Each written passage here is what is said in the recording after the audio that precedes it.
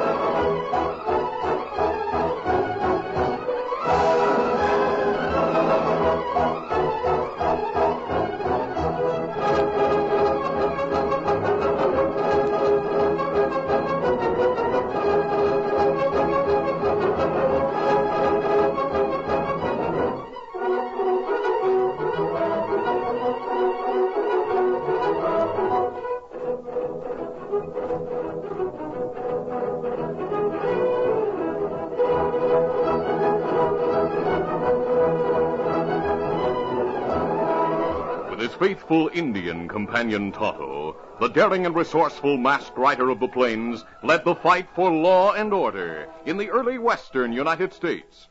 Nowhere in the pages of history can one find a greater champion of justice. Return with us now to those thrilling days of yesteryear. From out of the past come the thundering hoofbeats of the great horse Silver. The Lone Ranger rides again. Come on, Silver. Let's go, big fella. I'll Silver. Aye!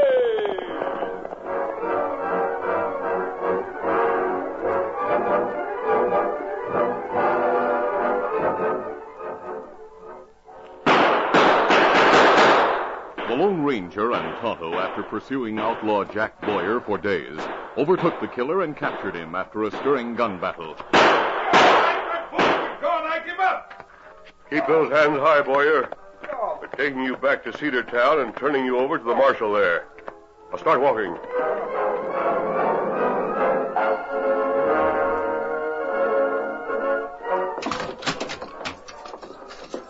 Well, you finally have him behind bars, Marshal. And I aim to keep him there. He's wanted for murder in Wichita.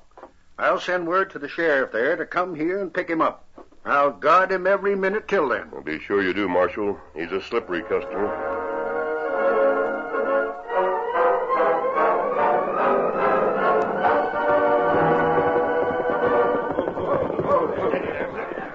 A few days later, after the Lone Ranger and Tonto had left the vicinity of Cedartown, a group of tough-looking men met in the woods outside the settlement. They were headed by gunslinger Chip Allen and an Indian renegade, Joe Wingtip.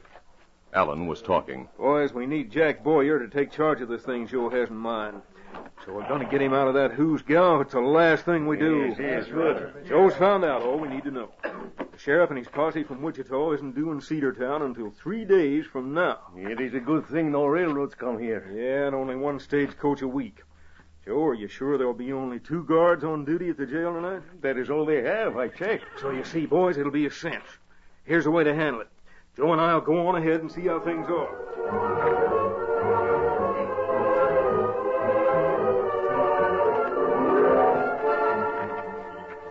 There is nobody on the street now. If anybody shows one right away, plug him. Let's not waste time here. Come on and bust in shooting. The outlaws, 16 strong, crashed through the flimsy doors of the jailhouse. With guns blazing, they overpowered the 2 deputies who guarded Jack Boyer. We got them both, Chip. Take the keys and open the cell door. Jack, we're coming to get you. Boys, keep the front door covered. All right, Jack, here we go. Was I glad to see you and the boys. Here's a horse for you, Jack. Right. Steady, fella. Steady. Where's the hideout? Where are we heading? We're heading west, Jack. Deep west, so far in the Indian country that no one will ever find us. You ready? Yeah. Here come some hombres into the street. Shoot them down. Nice shooting, boys. Lead the way, Chip. Get up there. Come on.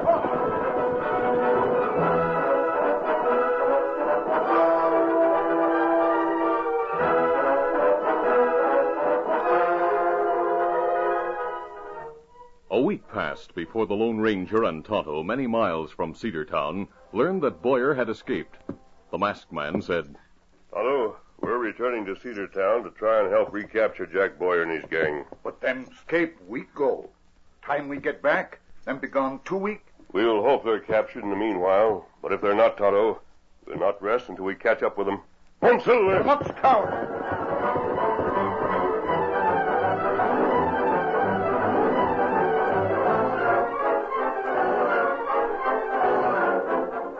Some distance west of Cedartown, Jack Boyer and his outlaws sat around a campfire in hills wild and remote. Jack Boyer was reviewing a plan which Joe Wingtip had proposed to the gang before Boyer's escape, and which all but the leader had accepted. He said, Joe, you mean to say that the trappers who work the forest in the Dakota country get all that money for the furs they take? Jack, men are becoming millionaires selling furs. Joe's telling the truth, Jack. Back in St. Louis, there's a lot of hombres getting rich just trading. They are the ones who send trappers into Dakota country and pay them for the skins they get. So if we move in on the trappers and take over, we'll be rich. We'll make the trappers work for us at our terms, or they don't hunt in that territory at all. And if they get tough, well, we are not afraid of killing people, are we? Yeah, sounds good, but what about the law? There isn't any out there, Jack. Nearest thing resembling lawmen are the soldiers at Fort Gunning, 30 miles south of the forest. And they only have a small garrison there. The Indians are friendly. They don't bother white men since they signed the treaty. Jack, all you gotta do now is open this place you'll call a trading post as a cover-up. It'll be a cinch. All right, boys, you've sold me. We'll move on. And who knows, Maybe we'll become the biggest fur trading outfit in the West. Yeah.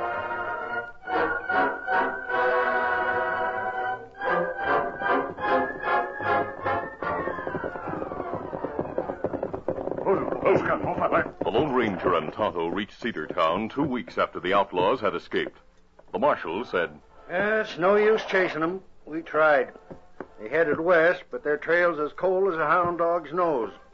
You'll never get them. Perhaps not, Marshal, but we're going to try. Tonto, we'll continue west. Let's go. Come on, Silver! Come up, Scout!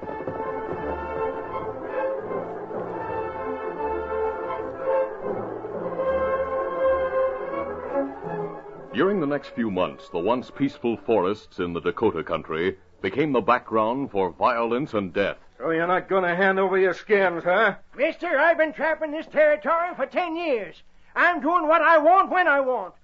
No cowherder's coming in here and telling me I gotta sell my skins to him at his price. All right, old man, if that's the way you feel about it, we'll take your skins anyway. You will not, you filthy coyote. You'll take them. Boys, he's yours now. Take care of him. All right, come on. Get him, man.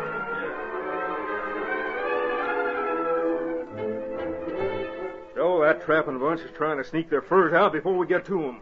We're not going to let them, are we? But you're crazy. Those hombres, they need the bullet treatment, Chip. Then let's give it to them. Boys, get your guns. We have some hunting to do.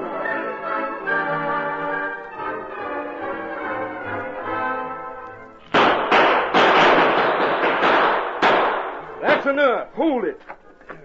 And look at that pile of furs. And wait till Jack sees the haul we made this time. That's right.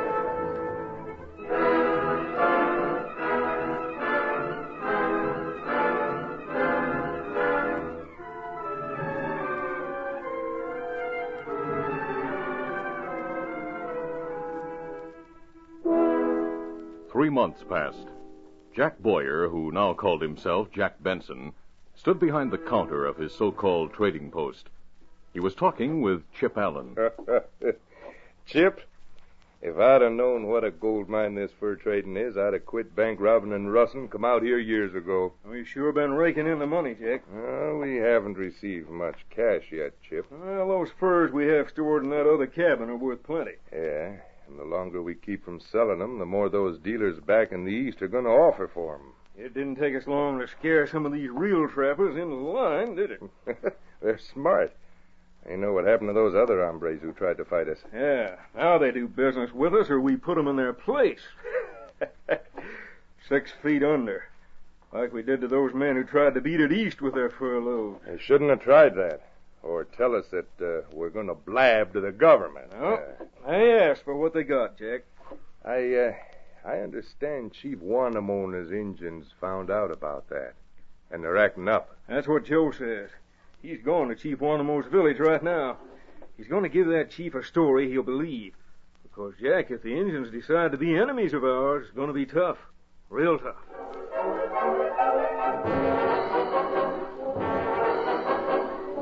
The Lone Ranger and Tonto had encountered other adventures since the day they'd left Cedartown months earlier. But nowhere did they find a trace of Jack Boyer and his gang. Now, after a fruitless search in the mountains, the Lone Ranger and Tonto reached Fort Gunning.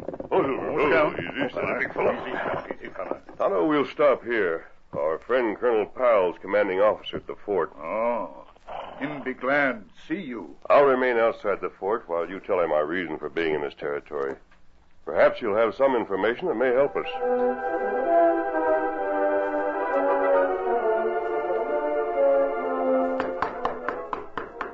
Yes, come in. Colonel James Powell, commandant of the undermanned and understaffed garrison, was surprised when a sergeant brought him a silver bullet. An Indian said to give this to you, sir. He said you'd see him. Well, of course I'll see him. He's the masked man with him? Masked man, sir? I don't believe I know. Of course you don't. You're new to the West, aren't you? I am, sir. I was stationed. Well, never mind. I'll look at your service record if I want that information. The masked man's probably waiting outside somewhere. Tell Tonto. Tonto, sir? He's the Indian. Tell him to get his friend, then you bring them here. On the double, Sergeant. Yes, sir. Right away, sir.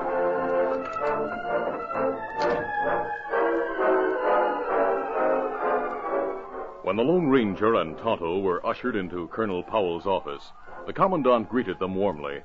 In reply to their questions, he answered, No, I've had no reports about strangers of that type in this territory. This is not country where road agents and bank robbers congregate. I realize that, Colonel. The only men who stop here, aside from the Indians, are trappers and hunters coming from the east or returning there. At least they did stop here until recently. I'm afraid something's very wrong. What do you mean, Colonel? This letter came from the commanding general this morning. Attached to it was another letter from the Van Wyck Trading Company of St. Louis. You know who they are? Yes, sir. They deal in furs, don't they? Yes, they send their hunters and trappers everywhere, here and in the Northwest. Well, this letter is about 6 of their men who came into the Dakota country about 6 months ago. They were due back in St. Louis with their usual assortment of furs last month. And they didn't arrive there? They didn't arrive, nor did the furs. Not only that, but no word has been received from the men in almost 5 months. Oh, that sound heap bad. Yes, it certainly does, considering the forests where they hunted are overrun with Indians. But they're the Indians of Chief Wanamo, Colonel. They're peaceful tribes and friends of the white men. I always thought so myself. You know the chief, don't you? I do. Then you know how he's cooperated with the army since we moved out here. Yes, sir. If something has happened to those trappers, Colonel, I'm ready to bet Wanamo's Indians had nothing to do with it. We'll soon know if you're right or not. The general's ordered an investigation. I'm sending an officer into the territory to see what he can unearth. Who is the officer, Colonel? Ashley, a lieutenant. He doesn't know much about that part of the country, but then none of my other men do either. My officers and enlisted personnel are new to the West. May we accompany the lieutenant, sir? We'd be glad to help him if we may. But of course you may. That's why I had you ushered in here so quickly. Because your being here at a time like this is like an answer to a prayer. Well, now, It's true. Lieutenant Ashley's leaving in an hour. And if you'll go with him, I'll be eternally grateful to you both.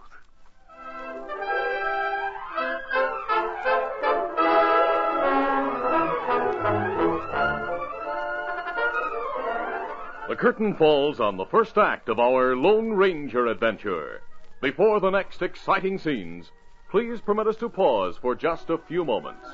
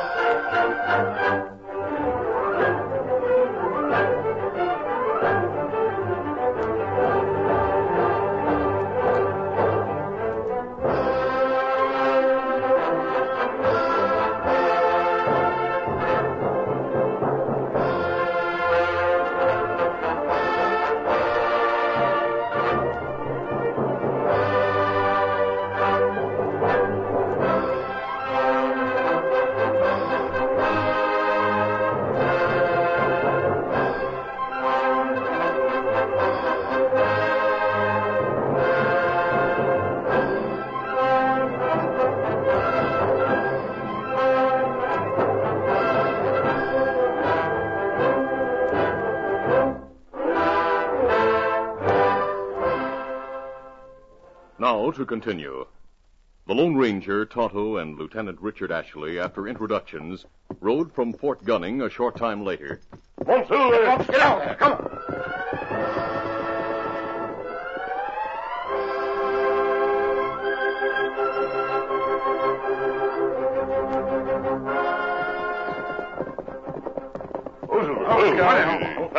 At sundown that day, as they reached the border of the Dakota Indian country, they were surprised to meet an Indian messenger whom the Lone Ranger and Tonto both knew. Speaking in the tongue of the Dakotas, the messenger told the Lone Ranger why he had left his tribal hunting grounds. The masked man gravely translated the words for Lieutenant Ashley. Lieutenant, there is trouble in the territory. Grave trouble, Fleet Eagle tells me. And it's trouble caused by white trappers, not by the Indians, as you may have thought. Are you sure he's speaking the truth? Yes, he's on his way to Fort Gunning now to ask the aid of the white soldiers there. It's that serious, huh? One of those people want our help? Only because they don't want to be accused of starting a war with the white men who threatened them. They would like the army to handle the situation. But what white men are threatening them? Fleet Eagle says they're trappers new in the forest here. They've been cheating Indian and veteran white trappers alike. A few days ago, they killed some white men. The ones from the Van Wyck Company? I don't know. No matter, Wanamo, when he heard of the killings, prepared to send a messenger to advise authorities. A renegade Indian speaking for the gang threatened Wanamo and said if he tried to do that, it'd make it look as if the Indians had massacred the trappers. Oh. Also, that they'd accuse Wanamo and have the army wipe out him and his tribe. If what this Indian tells us is the truth, it's a matter that requires troops on the scene. Yes, you're right. Fleet Eagle, come here. The Lone Ranger, using Indian tongue, spoke to Fleet Eagle, who nodded understandingly. Then the masked man wrote a note and explained to Lieutenant Ashley. I've asked Fleet Eagle to take this note to the fort. I'm telling Colonel Powell that whatever Fleet Eagle says is the truth. And I'm asking him to please send a cavalry detail at once. Good. Here, Fleet Eagle, take this to the fort. Give it to Big White Chief there. Me go fast. Good luck, Fleet Eagle. That's a fine animal he's riding. He'll make good time. Lieutenant, I suggest that we keep pushing as long as our horses can stand the pace. Good. We'll continue now. Easy. Let's go, Tonto. Monsieur! Get up there!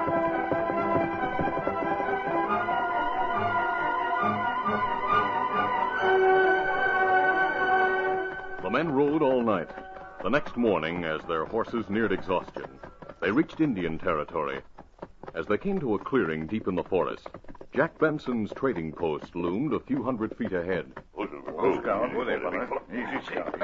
Let's stop here. Our horses need rest and food. Perhaps we'll get food at that place ahead. That new cabin, Kimosabe. We not see it last time we come here. No. Lieutenant, you may be able to get some information there. Ah. We not reach village of Wanamo till late. I'd accompany you if I weren't wearing this mask. I'll look after the horses, though, while you go there. We'll do that at once. Ready, Tonto?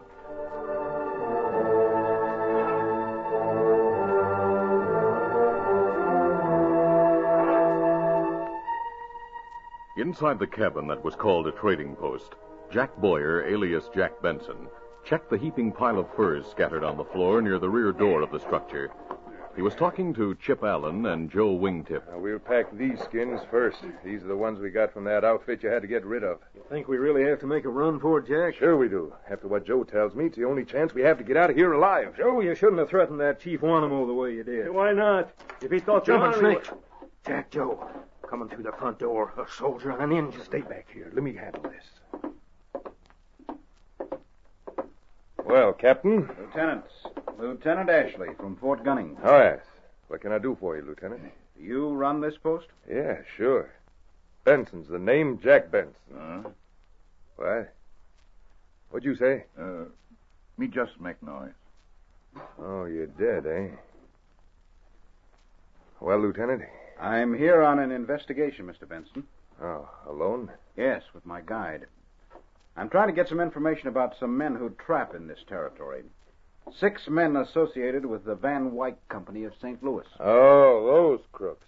Trying to catch up with them, are you? Crooks, you say? You mean you know something of the men I'm seeking? Well, sure. Those hombres from the Van Wyck Company stole the skins they were supposed to take back to their bosses. Stole them and headed west a couple of months ago. This is news. Where did they go? Oh, I wouldn't know. Probably headed for the Oregon Trail. Maybe headed for San Francisco, if they know how to reach there. They said they'd make a fortune with those skins out there where people were getting rich on gold. You know this and you didn't notify the authorities? Well, now, I only heard about it this morning.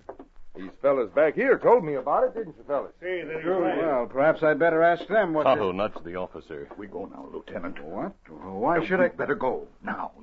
Well, all right. We come back later. We go now. Yes, I'll see you later. Tonto hurried the startled officer as they went through the front doorway. Quickly, Jack Benson turned to the men at the rear of the cabin. Quick, get your guns. Go after those 2 and kill them. What? Kill that soldier? Yeah, kill the Indian first, though. I know him, and he knows me. That's why you got that lieutenant out of here so fast. How did he know you? You wearing that beard and all. Who is he to get you shivering like this? Listen, he's the one who rides with the masked man, the one who sent me to jail. If he gets back to the masked man, if that lieutenant gets back to Fort Gunning... Well, don't you understand? Get going, will you? Get those 2. Come on, Joe. We got to kill them. And make sure you don't miss.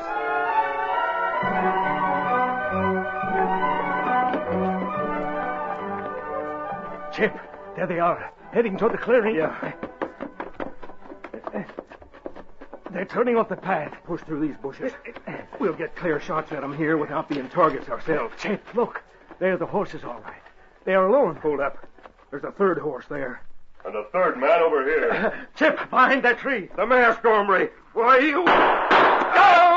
Stay right there. I'll fire again. I didn't see him, Joe. I saw you coming after my friend with your guns drawn. You shoot him. What was it? Hey, I don't understand. What's this all about? Them outlaws. They were about to ambush you, but I got them first. Outlaws ambush us? Them have guns in hand when we in trading post. Them shoot us. If me say, me know. Oh, I didn't realize why you got me out of there so fast. Well, me not stop to tell you, or them see. Me wait till we come and seek Kemosabe. But this little byplay prevented that. Tonto, get their guns from the ground and we'll bandage their arms. While Lieutenant Ashley covered the 2 crooks with his gun, the Lone Ranger and Tonto treated their wounds. Meanwhile, Tonto told of recognizing Joe Boyer. And him run trading post. Wear whiskers, but me know him. Well, let's get him. These bandages will hold. Lieutenant, would you please keep an eye on these 2? Yes, an eye and a gun. All right, Tonto. We'll go back to the post, through the underbrush, not along the path.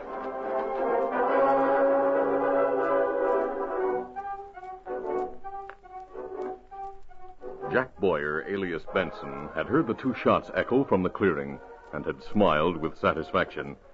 Now, after minutes had passed and his pals hadn't returned, he became nervous. Yeah, I wonder what's holding them up.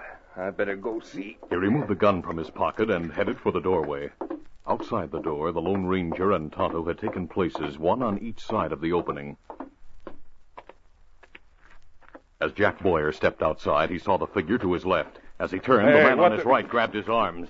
All right, Boyer. Why, you dirty, sneaking rattler. It is the masked man, isn't it? Here, you give me gun. Me got it. Now leave him to me, Tonto. Turn around, warrior. I've waited a long time to do this to you. Oh, you want to slug it out, do you? I'll tear you to pieces. And this one for whatever crimes you committed since you came here. Oh, Kimasabi. You knock him out. Yes, but he's still dangerous. Will be till he's in jail. We'll tie him up, Tonto. Him not expect see us, Kimasabi. No more than we expected to find him out here. Him not get way this time. No, the Army will see to that. And when Chip Allen and Joe begin to talk, I think we'll learn all there is to know about the trappers who disappeared and about the threats made against the Indians.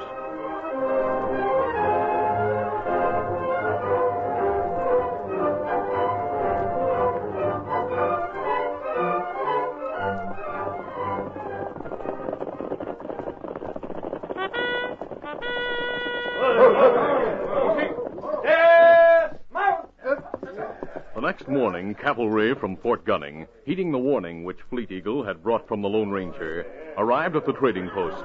They found Lieutenant Ashley and hundreds of Indians standing behind a band of prisoners dressed in trappers' outfits. Ashley explained to Colonel Powell. These men killed the trappers who worked for the Van Wyck Company.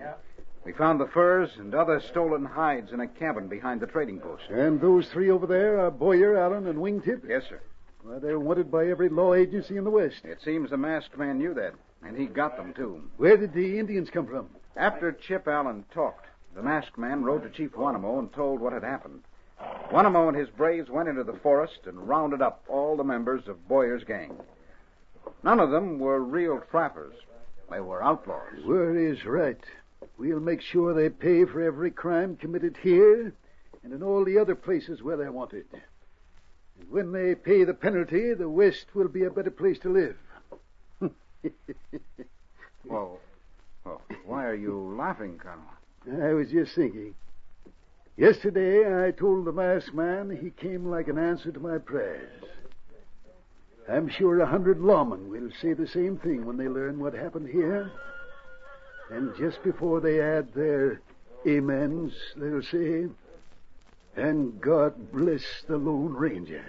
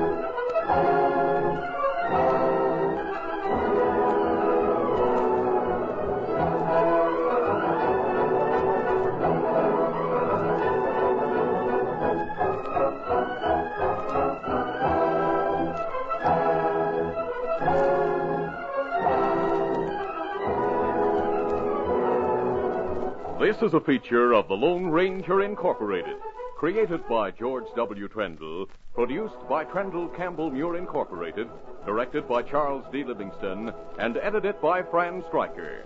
The part of the Lone Ranger is played by Brace Beamer.